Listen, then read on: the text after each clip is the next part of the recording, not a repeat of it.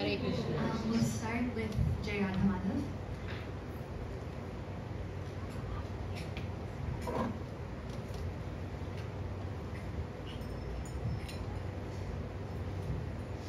Jaya Radha Madhava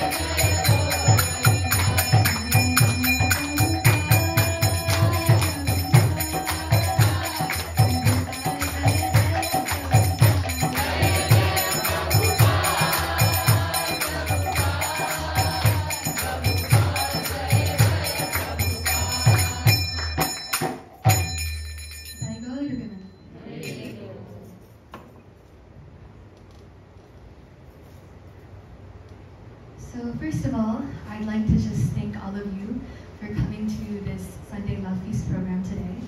I'd also like to thank the temple management and Nilmani Prabhu. He praised me quite a lot, but I'm definitely not qualified to be sitting here giving this class today.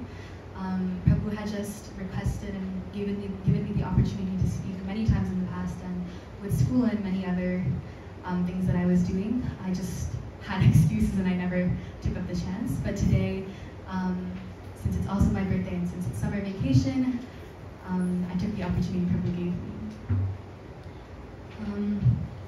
Whatever I'll be speaking today is what I've learned from Her Grace Gopikita Mataji, who Prabhu mentioned is the Vice Principal of TKG Academy, a Gurukul in Texas, from a senior devotee named Balgovind, His Grace Balgovind Prabhu from Pune.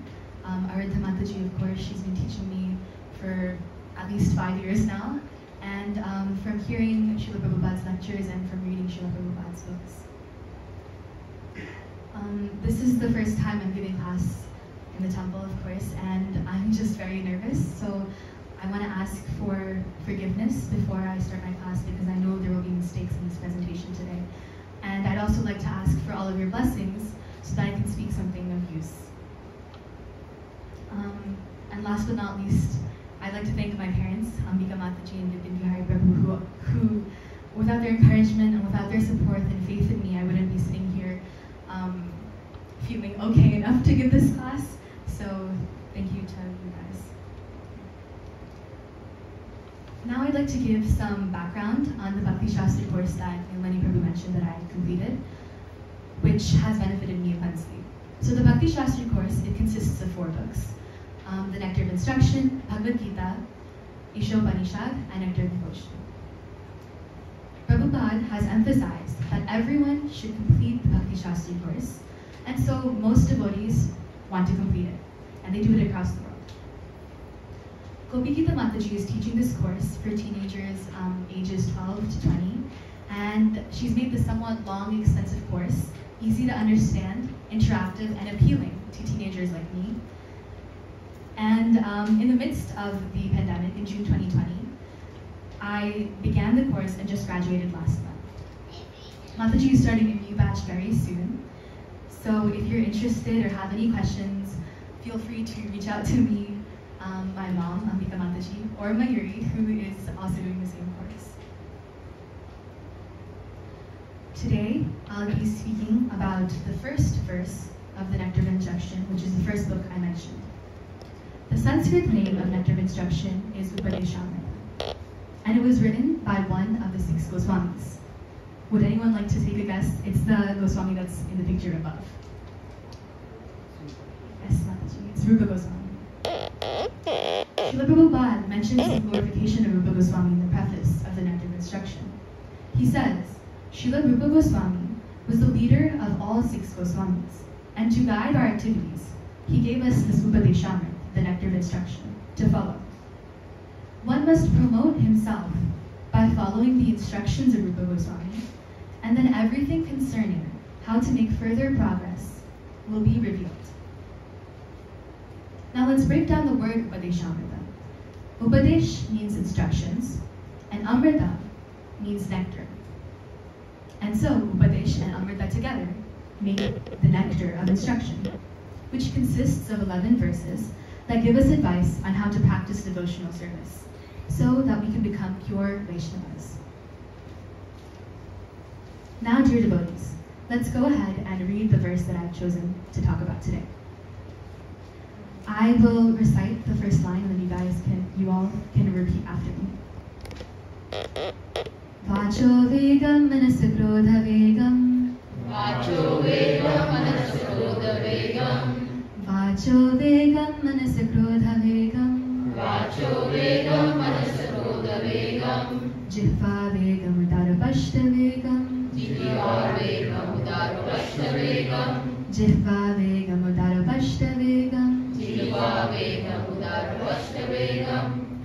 Etan vegan yo vishaheta dhiraha. Etan vegan yo vishaheta dhiraha. Etan vegan yo vishaheta dhiraha. Etan vegan yo vishaheta dhiraha.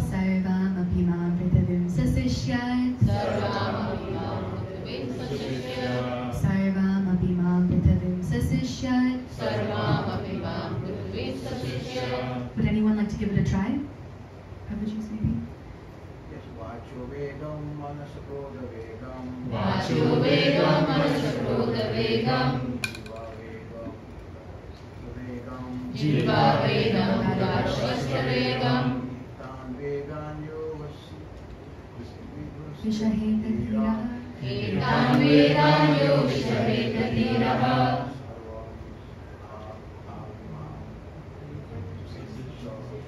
Sarvam Abhimam Pritvisasishya.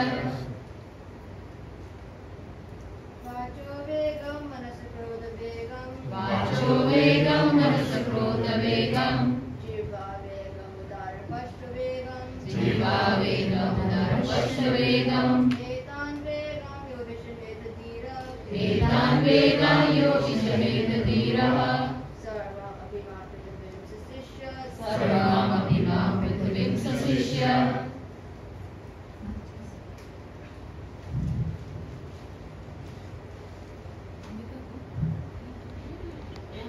Vacho Vegam, Manasa Krodha Vegam. Vacho Vegam, Manasa Krodha Vegam. Jiva Vegam, Udarvashya Vegam. Jiva Vegam, Udarvashya Vegam. Etan Vegan Yo Vishaheta Dhiraha. Etan Vegan Yo Vishaheta Dhiraha. Sarvam Abhimam Pritvisasishya. Sarvam Abhimam Pritvisasishya. We can have one more volunteer. Vacho Vegam, Manasa Krodha Vegam. Vacho Vegam, Manasa Krodha Vegam. Jiva Vegam, Udarvashya Vegam. Jiva Vegam, Udarvashya Vegam. Etan Vegan Yo Vishaheta Dhira. Etan Vegan Yo Vishaheta Dhiraha. Sarvam Abhimam Pritvisasishya. Sarvam Abhimam Pritvisasishya. Translation by His Divine Grace, A.C. Bhaktivedanta Swami Srila Ki. Jai. A sober person who can tolerate the urge to speak, the mind's demands, the actions of anger, and the urges of the tongue, belly, and genitals, is qualified to make disciples all over the world. Before we go into discussion of this verse, let's recite the Mangala Charan to invoke auspiciousness. Om Jnanatiramdasya Jnananjanashalakaya Chakshurmilitam Yena Tasmai Shri Gurave Namaha. Shri Chaitanya Manobhishtam Sthapitam Yena Bhutale Swayam Rupa Kadameyam Dadati Swapadantikam. Vandeham Shri Guru Shri Yudapadanam Shri Guru Vaishnavamscha Shri Rupam Sagrajatam Sagrana Raghunatham Sajivam Sadhaitam Sadhutam Parijana Sahitam Krishna Chaitanya Devam Shri Radha Krishna Pada Sagrana Ganga Shri Vishwakamritamscha. Namo Vishnu Padaya Krishna Prestaya Bhutale Shrimate Bhakti Vedanta Swami Namine. Namaste Saraswati Deve Gauravani Pracharine Nirvishesha Shunyavadi Paschatya Deshatarine Tamcha Kalpatarubhyasya Kripa Sindhubhyo Cha Patitanam Pavanebhyo Vaishnavebhyo Namo Namah. He Krishna Karuna Sindhu Dheeravandhu Jagatpate Gopesha Gopika Kanta Radha Kanta Namaste. Tathakachana Gaurami Radhe Vrindavaneshwari Vrishabhanu Sute Devi Pranami Hari Priye. Jai Shri Krishna Chaitanya Prabhu Nityananda Shri Advaita Gadadhara Shivasadi Gaura Bhakta-vrinda. Hare Krishna Krishna Krishna Hare Hare Hare Rama Rama Rama Hare Hare. Hare Krishna Krishna Krishna Krishna Hare Hare, Hare Rama Rama Rama Hare Hare, Hare Krishna Krishna Krishna Hare Hare, Hare Rama Rama Rama Hare Hare. Once again, I'll just recite the verse. Vacho vegam manasa krodha vegam. You all can do it with me. Vacho vegam manasa krodha vegam, jiva vegam dharvashya vegam, etan vegam yovishahe tatira, sarvam abhimam prithvim sasishya. Translation. A sober person who can tolerate the urge to speak, the mind's demands, the actions of anger, and the urges of the tongue, belly, and genitals, is qualified to make disciples all over the world. So to look at this verse, really, Rupa Goswami is giving us a list of 6 urges. He says, Vacho vegam, manasa krodha vegam, jihva vegam, udaro, and upashta vegam. What is the meaning of this list? Vega means the urge to do something inappropriate in Krishna consciousness. Vacho means speech, so Vacho vegam means the urge to speak. In the same way, manasa means mind. Manasa vegam means mind's demands or the urge of using the mind. Then there's krodha, which means anger. Jihva, which is tongue. Udaro, which is the belly. And upashta, the genitals. Rupa Goswami says that the devotee who can control or tolerate these urges is qualified to make disciples all over the world. Or in the simplest words, he is recommending that all devotees should learn how to control these 6 urges. Srila Prabhupada also says that the 6 urges are directly related to each other. It starts with the urge to speak, vacho vegam. When we don't control what we speak, our mind becomes agitated. And when the mind is agitated, anger arises. In chapter 2 of the Bhagavad Gita, there are a series of verses that describe the downfall after one becomes angry. Verse 63 of the Bhagavad Gita goes, of the chapter 2 of Bhagavad Gita goes, please repeat after me. Krodhat bhavati sammoha, sammohat shmiti vibhrama, shmiti bhramshat buddhi nasho, buddhi nashat pranashyati.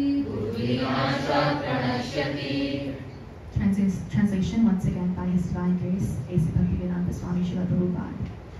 From anger, complete delusion arises, and from delusion, bewilderment of memory. When the memory is bewildered, intelligence is lost, and when intelligence is lost, one falls down again into the material pool. In this way, we must originally control what we speak, so that the mind remains calm, and so that anger does not arise. Additionally, the tongue, belly, and genitals are all lined in are in one vertical line down the body. So if the tongue is controlled, both in vacho, which is speaking, and in jihva, which is for taste, everything else automatically follows. Now, let's discuss the title of my presentation. I decided to name it Biting Our Tongues, as you can see in the top corner. You must all be wondering, why did I choose such an odd title? It's because my class will be regarding how to control our urge to speak. As I previously mentioned, all 6 urges are connected, all beginning with the urge to speak. And so, if our speaking urge, if we control our tongue, and if we bite it, the rest will follow eventually. In the preface of the Nectar of Instruction, Srila Prabhupada explains that to be a perfect devotee, one should become a perfect Goswami. Now, Goswami is a title that's given to someone who's like a master, who's at a high position. So how can devotees, someone like me, become a Goswami? Here, there are 3 words that Srila Prabhupada mentions: Go, Das, and Swami. Go means senses, Das means servant, and Swami means master. So Srila Prabhupada urges us to become Goswami, the master of the senses, and not remain Godas, the servant of the senses. And to do that, we need to be able to control our urges first. What is the simplest way to control those urges, you may ask? It is by quitting Maya's company and going to work under Krishna. Most of you work in the corporate environment, so if you quit your previous job and you go to your next job, you can't say that you're still doing some previous projects from the old company, or the new company will fire you. They don't want you anymore. In the same way, if we want to work completely under Krishna's company, if we want to become the perfect Goswami, we must fully leave Maya's company and go and work under Krishna so that we can become Goswami and not remain Godas. Now let's read a part of Srila Prabhupada's purport that explains more about controlling our speech. Would anyone like to read this paragraph?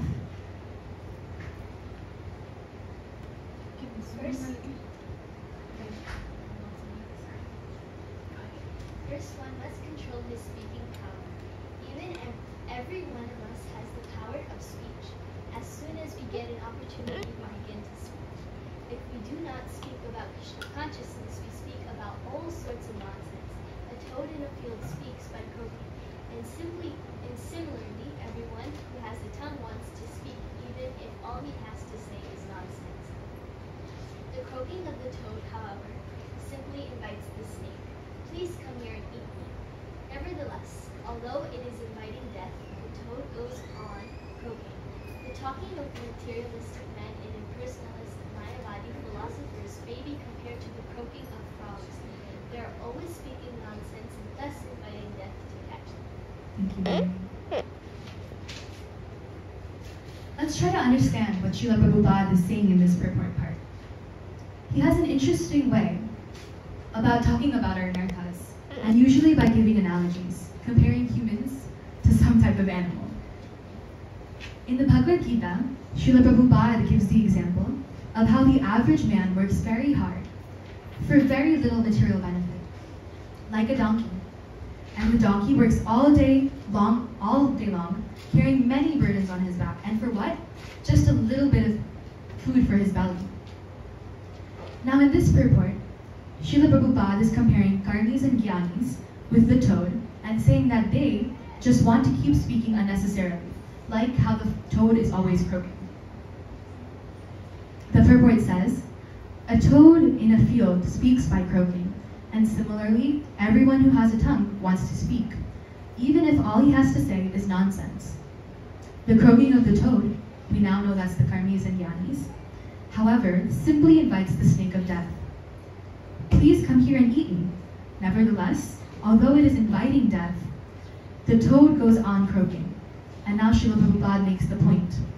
The talking of materialistic men and impersonalist Mayavadi philosophers may be compared to the croaking of frogs. They are always speaking nonsense, and thus they waste their time and their valuable human life. Now just to break this analogy down, the toad, as you can see here in this picture, keeps croaking in the fields to attract the opposite gender.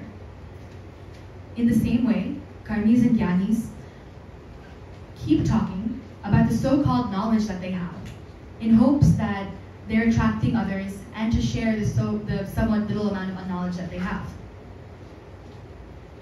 However, instead of the she-toad coming, the opposite gender toad, the snake is hearing the frog's croaking, and it's coming closer. And just like this, it swallows it. Similarly, karmis and gyanis continuously talk unnecessarily, and every breath they use is for nonsensical purposes. Every breath they use brings death closer to them. And not only will death swallow them, but most likely for this useless talking that they did, Maya will come after them as well. She will put those types of people in the toad body in their next life, so that they can go on croaking as they wish. And in this way, for useless talking, one has to pay in their next life. They will then have to go through 8.4 million species just to get the valuable human birth once again. So as we can see, Srila Prabhupada is sort of telling us not to talk too much. What else does Srila Prabhupada have to say about controlling our speech? Let's read further in the purport. Controlling speech, however, does not mean self-imposed silence, which is the external process of Mauna, as Mayavadi philosophers think. Silence may appear helpful for some time, but ultimately it proves a failure. So what is their solution? What is the Mayavadi solution to curbing their talking propensity? The Mayavadis, they believe in Mauna, or silence. They believe that one should not talk at all. They think that if the pond is full, and when there is rain, it makes no noise. But if the pond is half full, and when there's the same rainfall, the pond will go pitter-patter and make a lot of noise. In logical terms, that means that if one has full knowledge, they will not talk, they will be completely silent. But if someone has half-cooked or barely any knowledge, they'll go on talking. The Mayavadis believe that when they become truly realized, they only preach by silence. How is that possible? How can you preach with silence? They think one thing truly. It's that the truth, it is anirvachaniya, which means there's no description to it. You cannot describe it with words, which is agreeable. But they stay silent. It sounds like a very high-fi philosophy. But Srila Prabhupada says that it is good that they don't talk. Because if you don't know how to properly glorify the Lord, the absolute truth, it is better to keep quiet so that you don't contaminate the minds of others. And in this way, the Mayavadi solution to curbing their talking propensity is just by keeping silent, not speaking anything. But something we really need to see here is the irony of their silence. What do we need to see? The irony of their silence. His Holiness Radhanath Maharaj once mentioned that at the Kumbh Mela, there were these yogis that would place themselves upside down into the ground, and only their feet would be seen above. Now you must be wondering how even people walking by, they would be, how is this person sitting here, like being in the ground, underground for so long, the whole day they would spend inside the ground with only their feet above. And next to them there would be a board that said, donations in this cup, please. They would ask for donations while being underground like that. So, as I said, people walking around, they would be like, oh my god, this must be this very crazy tapasya. Can you imagine if we have to sit in one class for 1 hour, our backs get stiff, our legs get numb, and we get bored or we don't want to sit there. But these yogis in the Kumbh Mela, they would be underground for the whole day. It must be, like I said, some real tapasya. So once, these children, they played a prank on one of the yogis. They put a dead lizard in the cup that was meant for donations, and then they ran away. And the next day, the yogi had written curses across the board, directed at those children who had put the lizard there. Now you see, apparently this yogi is silent. He's practicing Mauna. He's supposed to be very exalted. But the expression of his anger is coming out anyway. This is the irony of their silence. They are silent, but they are still angry. We have even tried this. When we are really angry with someone, we keep quiet. We turn around, we look the other way, we roll our eyes, we give them the silent treatment. But generally, it doesn't work. One more thing should provoke us, and a whole emotional volcano comes out, just like the little man up there. So this method of Mauna, to curb our talking propensity, just by being quiet, it doesn't work, and it's not recommended for this age of Kali Yuga. Now, dear devotees, let's focus on this one statement of the purport.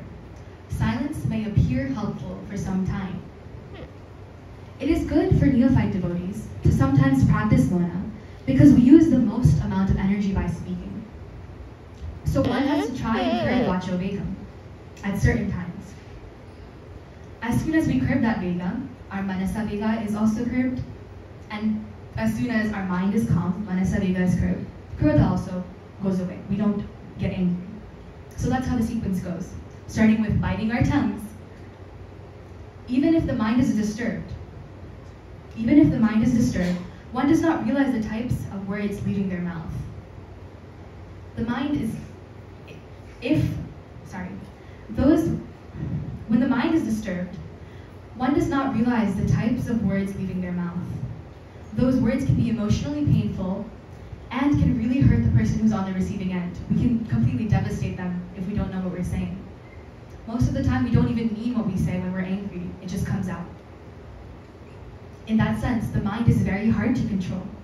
And that's why Srila Rupa Goswami and Srila Prabhupada recommend that we start by just biting our tongues and controlling our speaking urge. Eventually, the manasa, our mind, will come under control. Then anger will come under control. Jiva, udara, and upashta, the tongue, belly, and genitals will all follow. The perfect example of practicing silence is Jad Bharat. He's the divine soul up in the picture over there. In his first life, he was the emperor of India, and he was known as King Bharat, and that's where the name Bharat for India came from. At the end of that life, he became attached to a deer. Many of you know this story. And in his next life, he got the body of a deer. But he was so pious and fortunate enough to remember his past life and the goal of human life, and was able to leave that. When he left that body, he was able to get the human birth in the Brahmana family once again. Many people knew him as Jad Bharat because of his actions. He would keep to himself, his body was dirty, his clothes were filthy, and he never cleaned his teeth. He moved so little that his name became Jad Bharat, as Jad means something that is stable or lifeless, that doesn't move at all. And one thing we must learn from him is that he only spoke when he had to. He spoke very, very little. And when he left his body, he was free from the cycle of birth, death, old age, and disease. Silence may not work for every situation, though. It worked for Jad Bharat because he was an exalted devotee, and because he was not fallen, like those of us who are in Kali Yuga right now. So Srila Prabhupada says in the purport, silent for those of us who cannot use silence like Jad Bharat. This is what Srila Prabhupada and Rupa Goswami say. Silence may appear helpful for some time, but ultimately it proves a failure. The meaning of controlled speech conveyed by Srila Rupa Goswami advocates the positive process of Krishna Katha. What process? The process of Krishna Katha. Engaging the speaking process in glorifying the Supreme Lord Shri Krishna. The tongue can thus glorify the name, the form, qualities, and pastimes of the Lord. This is what is ultimately suggested by Sri Rupa Goswami and Srila Prabhupada. And that's why Krishna also says, in Bhagavad Gita 10.9, please repeat after me, Machchita Madgata Prana Bodhayanta Parasparam Kathayantasya Mamityam Tushyanti Cha Ramanti Cha. The thoughts of my pure devotees dwell in me. Their lives are fully devoted to my service, and they derive great satisfaction and bliss from always enlightening one another and conversing about me. These are the symptoms of a devotee who talks and preaches Krishna Katha. Everything is dedicated only for Krishna. His Holiness Sachinandan Swami says that a phone call with a devotee should begin with you telling them Krishna Katha and should end with you asking the devotee to tell you Krishna Katha in return. In this way, devotees are always engaged in glorifying the Supreme Lord. So this is what happens when we simply absorb our mind and tongue in glorifying these pastimes. Srila Prabhupada also mentions in the purport, the preacher of Krishna Katha, the last two lines, the preacher of Krishna Katha is always beyond the clutches of death. This is the significance of controlling the urge to speak. Here, Prabhupada says, the preacher of Krishna Katha is always beyond the clutches of death. And so is our audience. How? Because Yamaraj is a great devotee of Krishna. So wherever there is Krishna Katha, Yamaraj takes off time from his very busy schedule and comes and listens as well. So in that way, those who are speaking Krishna Katha and those who are listening to Krishna Katha, for them, the potency becomes switched off for that time. In the Srimad Bhagavatam as well, there is a verse that goes, please repeat after me. Ayur harati vaipumsam, Ayur harati vaipumsam, Udyan ashtam jayan asho, Udyan ashtam jayan asho, Tashyarte yachanonita, Tashyate yachanonita, Uttama shloka vartaya. Uttama shloka vartaya. Both by the rising and by the setting, the sun decreases the duration of life for everyone. So this means every day our life is getting shorter, except for one who utilizes the time by discussing topics of the all-good personality of Godhead. So does that mean that those who discuss Krishna Katha will never die? No, of course not. The material body will deteriorate. But you should still listen to Krishna Katha, and you should also talk Krishna Katha whenever you have the chance, because the devotional service progress bar that we have will continue on into our next life. So we're almost at our end of the class today, dear devotees, and here is the last slide. Let's just recap everything that I've discussed. Srila Rupa Goswami tells us to control 6 urges. Can anyone name those 6 urges? One by one. Let's have one devotee do one. Vachobegam, the urge of the mind. Of speech. Manasa Vegam, Urge of the mind. Urge of anger. Jiva, the urge of the tongue. Udaro, the urge of the belly. And the last one is Upashta, the urge of the genitals. And like I mentioned many times, all 6 urges are connected to each other. So the first thing we have to do is bite our tongues so that we control our urge to speak. And like I mentioned as well many times, dear devotees, everything else will follow. Srila Prabhupada has given us a concluding point in the purport. He says, the conclusion is that only when we talk about devotional service, when we use our urge to speak only to talk about devotional service to the Supreme Personality of Godhead, can we refrain from useless nonsensical talk, like the karmis and jnanis, like the toads. We should always endeavor to use our speaking power solely for the purpose of realizing Krishna consciousness. And so, what is the conclusion? Please say the title with me. Always remember Krishna, never forget Krishna. Always remember Krishna, never forget Krishna. Always, always, always remember Krishna, never forget Krishna. Hare Krishna, Hare Krishna, Krishna Krishna, Hare Hare, Hare Ram, Ram Ram, Hare Hare. Thank you all so much for listening to the class today.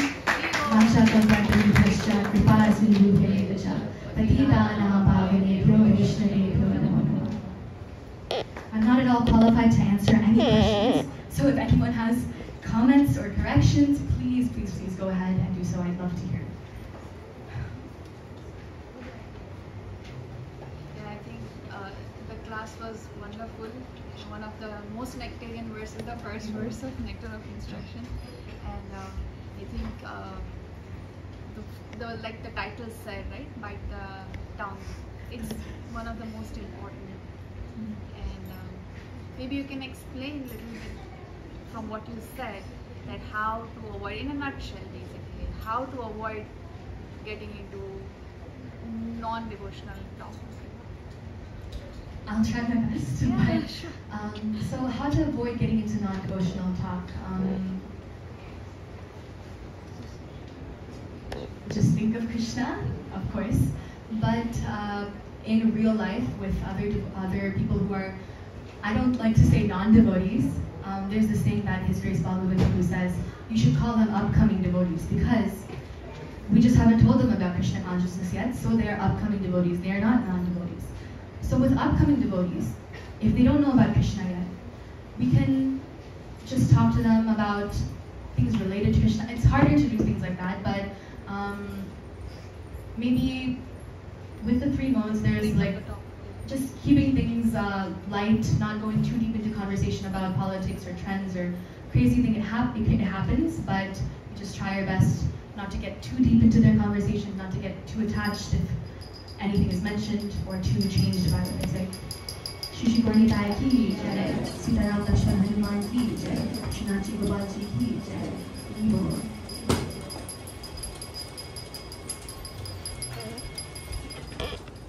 Any other corrections or comments? Another question, more practical point of view. How do you, as a teenager, apply this with other Krishna conscious learnings that you invite in your day-to-day practical life, in school, in life in general? How does it help you? How does it give some practical guidance? So Prabhu asked, how do I practically practice Krishna consciousness as a teenager? I guess because I was raised in Krishna consciousness, it's just the way of life that I live. And I'll just focus on the speaking urge like a little bit. Anytime that conversations come up where it's not a good point that's being made, if there's bad language being used, if it's a bad situation, usually if it's my friends, I do actually walk away. There are some times where they mention something, and even one of my school friends here, she knows that we walk away, or we're like, please don't discuss that, we don't want to actually talk about that. And other times when we're just, there's activities that I don't participate in if I don't feel that they're correct. And it's just, you need to know where the boundaries are so that you can keep yourself in place. And you try to associate with like-minded like-minded friends. devotees, people who at least have some understanding of maybe not Krishna as God, but there is God, and things like that. So that helps also, right? That helps, yes. To keep practicing Krishna consciousness. You know.